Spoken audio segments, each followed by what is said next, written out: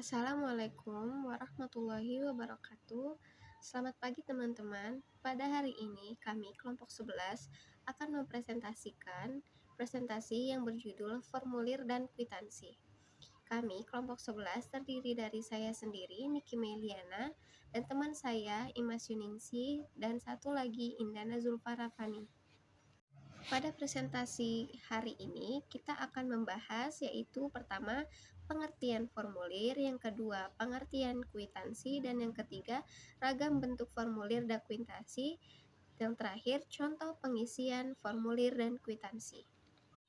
Subjek yang pertama yaitu pengertian formulir. Formulir berasal dari bahasa Belanda, yakni formulier, yang artinya sebuah kertas berisi beberapa pertanyaan formal yang harus diisi. Menurut Kamus Besar Bahasa Indonesia atau KBBI, formulir adalah sebuah lembar kertas yang telah dirancang dengan format tertentu dan berisi kolom-kolom yang harus diisi oleh seseorang untuk keperluan administrasi, pendaftaran, atau pengajuan.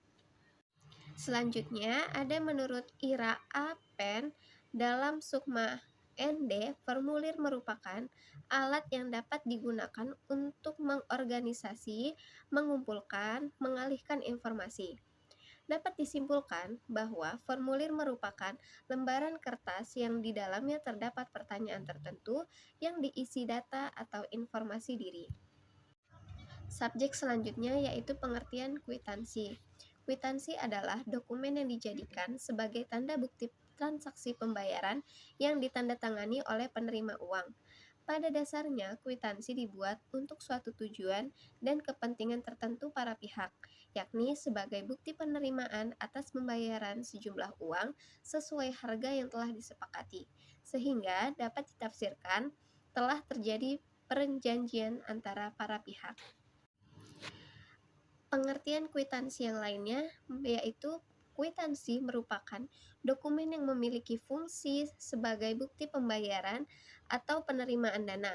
Penerima mengeluarkan serta menandatangani dokumen yang kemudian diserahkan kepada pembayar atau pemberi uang. Dapat disimpulkan bahwa kwitansi merupakan dokumen tanda bukti transaksi penerimaan uang oleh penjual dan pembeli. Selanjutnya saya akan menjelaskan mengenai ragam bentuk formulir dan jumlah kwitansi.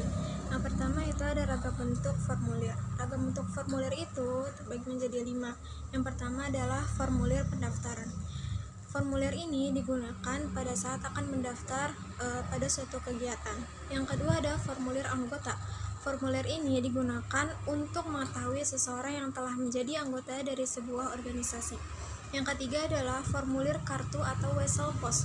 Formulir ini digunakan untuk menulis dan juga mengirim surat. Yang keempat ada formulir daftar riwayat hidup. Formulir ini digunakan untuk menjabarkan identitas dan juga pengalaman dari seseorang. Dan yang terakhir ada formulir slip tabungan. Formulir ini digunakan pada saat akan memasukkan uang tabungan maupun penarikan tabungan. Selanjutnya adalah ragam bentuk dari kwitansi. Bentuk kwitansi itu ada 5. Yang pertama adalah kwitansi bukti pembayaran. Penggunaan kwitansi jenis ini biasanya terjadi pada saat jual beli. Bukti pembayaran bisa dalam bentuk cicilan maupun pembayaran lunas. Tanda terima ini biasanya juga menerangkan jumlah uang untuk pembayaran dan juga informasi pihak pembayar. Yang kedua adalah kwitansi transaksi produk. Kwitansi transaksi produk ini memberikan informasi mengenai barang yang dibeli oleh pelanggan. Yang ketiga adalah kwitansi transfer uang. Jenis kwitansi ini pada umumnya itu digunakan oleh industri perbankan. Pada bukti pembayaran transfer uang terdapat sebuah ciri di mana nomor rekening penerima tercantum dengan jelas pada tanda terima dari kwitansi tersebut. Yang keempat adalah kwitansi cash receipt. Jenis tanda terima yang satu ini menjelaskan mengenai setoran serta penarikan mana yang akan dikirim sebagai bukti keuangan pada peninjauan yang selanjutnya. Dan yang terakhir adalah kwitansi serah terima uang. Kwitansi serah terima uang merupakan jenis kwitansi yang paling sering dan juga paling umum digunakan. Jika menggunakan jenis kwitansi serah terima uang, kita harus bisa menyatakan mengenai jumlah uang yang dikirim ke seseorang, institusi maupun perusahaan. terima kasih banyak kepada moderator atas kesempatannya. Saya izin melanjutkan terkait materi contoh pengisian formulir dan kwitansi. Nah, yang pertama contoh pengisian dari formulir. Formulir ini bertujuan kan untuk mengetahui data-data orang yang mengisi formulir tersebut. Nah, dalam proses pengisian formulir tentu memiliki petunjuk pengisian. Nah, biasanya saat mengisi formulir, kita akan dibantu oleh petugas yang akan memberikan formulir. Namun, bila formulir tersebut harus diisi dengan mandiri, maka petunjuk pengisiannya sebagai berikut. Yang pertama, kita harus mengisi dengan pulpen tinta berwarna hitam. Yang kedua, lembar formulir tidak boleh rusak, robek, ataupun kusut. Yang ketiga itu, isi formulir dengan menggunakan huruf kapital. Yang keempat, mengisi identitas diri dengan sebenar-benarnya, kemudian membubuhkan tanda tangan pada bagian kanan bawah. Nah, pada saat kita mengisi formulir, pada umumnya terdapat 3 bagian penting dalam formulir. Yang pertama itu bagian kepala formulir. Nah, bagian ini umumnya terdapat logo instansi, lembaga, atau organisasi yang membuat formulir tersebut. Nah, selain itu juga terdapat nama dan alamat instansi, lembaga, atau organisasi, serta jenis formulir atau nomor surat sebagai bukti sah dari formulir tersebut. Yang kedua, ada bagian tubuh formulir.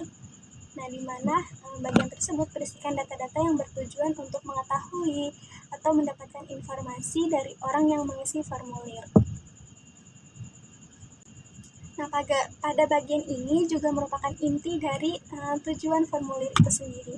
Nah, terdapat pertanyaan-pertanyaan yang harus diisi dengan benar dan jelas.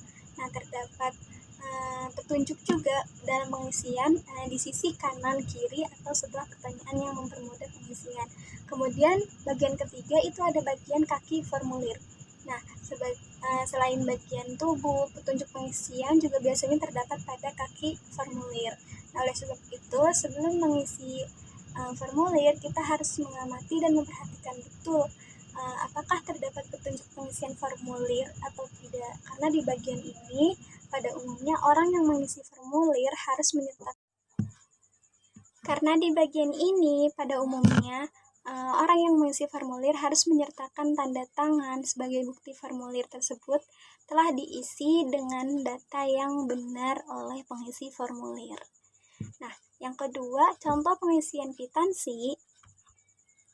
Kwitansi ini kan merupakan selembar kertas yang memiliki sebagai tanda terima bukti pembayaran. Nah, cara untuk menulis kwitansi juga ada syaratnya. Nah, tidak dapat dilakukan dengan sembarangan atau tanpa aturan. Nah, sebab kwitansi ini memiliki peran yang krusial gitu untuk melakukan transaksi, apalagi jika jumlah uang tersebut nominalnya besar. Nah, apabila terjadi kesalahan penulisan dalam jumlah pembayaran ataupun nama penerima, maka kwitansi dinyatakan tidak valid atau tidak dapat bernilai transaksi gitu. Nah, adapun penjelasan cara menulis kwitansi, yang pertama itu kita harus memasukkan nomor kwitansi. Nah, hal ini berfungsi untuk memudahkan dalam pengecekan kwitansi serta penyusunan kwitansi mulai dari nomor pertama sampai yang terakhir. Yang kedua itu menuliskan nama penyetor, juga nama penerima. Hal ini harus ditulis dengan nama lengkap atau bukan hanya nama panggilan saja, agar lebih jelas dan transparan. Nah, yang ketiga itu harus memasukkan nama, tanggal saat transaksi itu dilakukan. Karena hal ini dilakukan supaya penyetor ataupun penerima sama-sama mengetahui mengenai waktu transaksi yang telah dilakukan. Nah, yang keempat itu memasukkan jumlah atau nominal uang tersebut.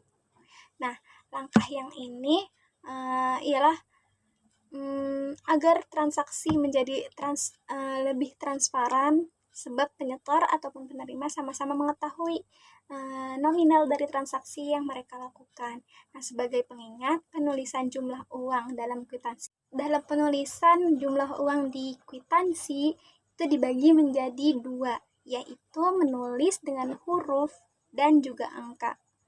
Nah, pastikan ketika menulis jumlah uang yang ditransaksikan itu tidak terjadi kesalahan, terutama dalam memasukkan jumlah angkanya. Nah, yang kelima itu kita harus menulis deskripsi pembayaran. Di dalam kwitansi itu pada umumnya terdapat kolom untuk pembayaran. Nah, di dalam kolom tersebut harus menulis deskripsi pembayaran yang kita lakukan secara jelas dan rinci. Jadi penerima kwitansi dapat memahami bahwa transaksi ini dilakukan dengan tujuan apa. Nah, yang terakhir itu harus membubuhkan tanda tangan sebagai bukti sah dari kwitansi sebagai alat transaksi, supaya kwitansi ini bisa sama-sama diterima oleh kedua pihak antara penyetor dan penerima. Nah, jika perlu, sertakan juga stempel instansi atau perusahaan yang digunakan sebagai tanda terima bukti pembayaran yang benar-benar resmi.